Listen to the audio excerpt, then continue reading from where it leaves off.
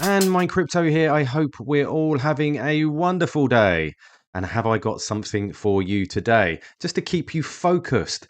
Please remember, I am not a financial advisor and none of this is financial advice. And none of the information provided in this video should ever be taken as a signal to buy or to sell. Please subscribe, but please hit that notification bell and hit that like button and drop a comment in there with your comments and what you think of today's video. So first and foremost, we look at the Fear and Greed Index. And as we can see, we are back over that $2 trillion mark for crypto as a whole. And we're up 31% in the last 24 hours. Now, we saw a massive dip yesterday, right into the red. Everybody was absolutely so fearful at that point. And we actually saw Quant dip to $100 on KuCoin. It wicked right down there and zoomed back up. As we can see, we are back to $123. Wow. So it did climb back to where it should be. And hopefully we'll see some climbing today over the next week or so. And as we can see, we're down 2 ranks to 69. And as we can see, the market cap is 1.49 billion with a 24-hour volume of 76 million, which is a lot more than normal. We're down 2.3% in the hour and down 5.6% in the day. But we're still up 11.1% in the month.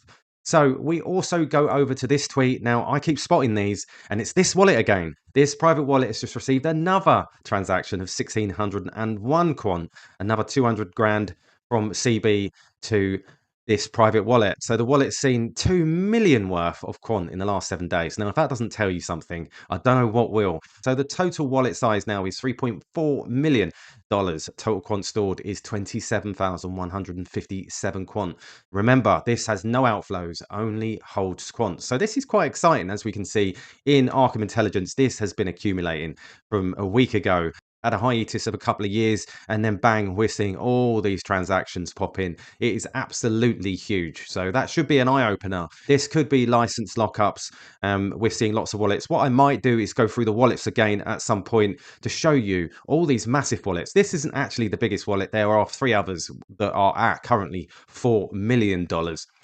Now, I saw this yesterday and I thought this was a great comment to start this video off. This is a quote from Gilbert himself, the year of institutional adoption. And I say, are you looking in the opposite direction? Which I think a lot of people are. And I like this comment from Crypto Go Go Go. I mean, come on, it's staring people in the face, reading without understanding, numbed by all the noise about crypto and meme coins. The year of institutional adoption. It's right there in black and white.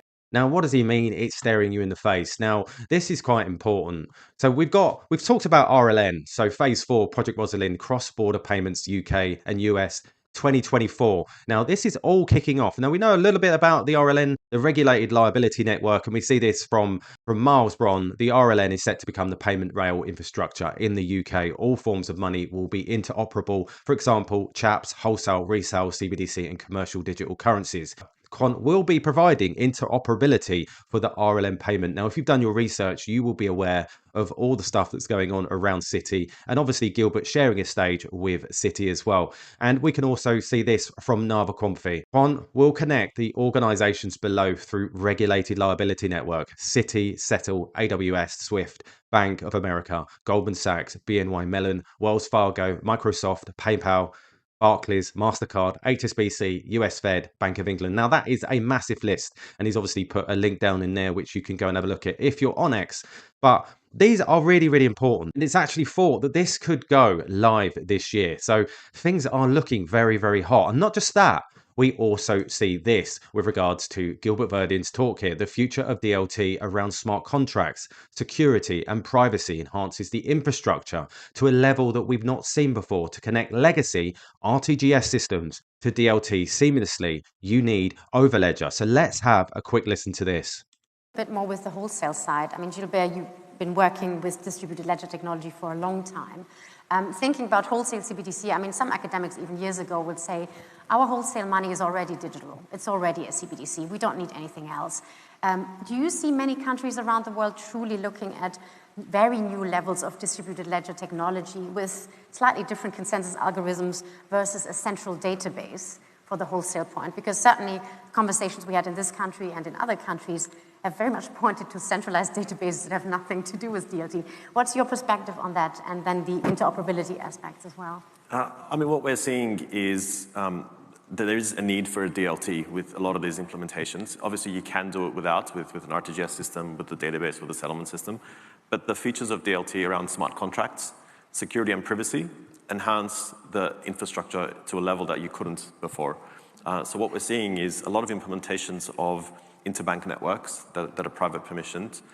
They all have all those features around privacy, security, and interoperability built in.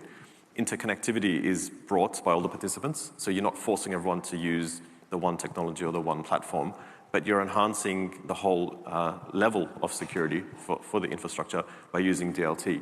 And then on the privacy side, as Marian said, what we've also seen is the ability to share data securely on a DLT without giving up privacy. So you're enhancing even consumer and business protection by having a digital asset or tokenized money as a CBDC, whereas before, in terms of transactions and what was done in the old way, CBDCs and DLT make the whole thing more secure and enhance privacy to another level. So really, for wholesale in particular, in order to mobilize capital markets efficiently, we actually need DLT with everything hanging off it, which is a very interesting consideration. Josh, would you like to comment? Wow. So he says there, so enhancing the level, a whole level of security, which is exactly what the Overledger provides superbly. So we also then see this from Greg Lund. Gilbert is speaking, versatility, quant. Any network, legacy or blockchain can plug into Overledger without pausing its services or re-architecting. This is imperative for mission critical systems like the central bank's RTGS, real-time gross settlement. So let's have a listen to this. With Overledger and our approach, we've built in the mechanisms to be able to connect to any API, any data source, any banking traditional ledger. It can connect to a security system that does identity and access management. It can connect to an existing database, or it can connect to any blockchain. It's kind of like a Cisco router with Windows on top. So our approach is to complement existing RTGS systems, allow it to talk blockchain without changing the RTGS system. They're so mission critical, you can't go in and tinker with it because there's no downtime. They're all 24/7. So from that perspective, we've allowed the integration to be as seamless as possible without disrupting the current operations. Wow. So it's been designed to complement the RTGS system. Like everything that Quant has ever done has been designed on purpose to fit systems likely to function within the new architect of the financial system. Then we see this again, 2024. We see here the background to the roadmap of RTGS beyond 2024. In spring 2022, we consulted the industry on a set ambitious and innovative features that could be implemented in the renewed RTGS system once new core settlement engine goes live in 2024. So many things are looking to take place. And we see this document summarizes the industry feedback we received and sets out our way forward for leveraging our investment in the modern and flexible RTGS service to meet evolving needs of the UK payments industry beyond 2024 as well. So things are getting very, very interesting, and 2024 is going to be huge. And we also see this. Now, I posted this a while back. It says Quant IETF SATP. It doesn't get much bigger than this. SATP, a new technical standard for the internet, an interoperability solution that embeds into global protocol standardization, solving interoperability. And when? 2024. Now, this is absolutely huge, and we can see here the draft as you go to the data tracker of the IETF. We can see here a call for adoption. We talked about this before in July 2024. So things are moving at a rapid pace, and Gilbert wasn't lying when he said 2024 is the year of adoption, but yet people just don't see it. We also see here from San, and this is another thing. These are all things that are in place for Quant. Very, very big things. So the reason why Quant Gateways, RCGs, haven't fully launched yet is because the overwhelming client demand. And we've seen what they've been doing, what they've been working towards, the RLN, the RTGS, SATP, working with the IETF. They don't have the manpower to handle RCG's launch at the moment and the questions that come from it. The team does what's best for their long-term goals, and we know what they are, and we're seeing how this is playing out. Why do people do marketing in business? Because they need to generate leads and sales. As I just explained, we are trying to increase our team capacity to deal with increasing customer demand. We are making blockchains mainstream by being enterprise focused, and that's the market we're aiming at. And this makes complete sense. And why we're probably not seeing much info from the teams. Now, they are working really, really hard. We also see this then from Miles Bron, and it says here, corporates don't openly disclose the technology that they use. And this is actually a clip it from Gilbert Verdian. Just like any other technology, corporates don't openly disclose the technology they use. It protects them from competitors and manages security risks. Does anyone know the technology stack for Barclays, Shell, Boeing? They rarely disclose certain details. Now, that should tell all, really, because with all the stuff that's coming this year, everybody really should be excited. Everybody should be looking towards the new architecture, the new financial system that is going on. It's been going on for years if you've paid attention. And I think if we go back to this quote here, reading without understanding, numbed by all the noise about crypto and meme coins, the year of institutional adoption.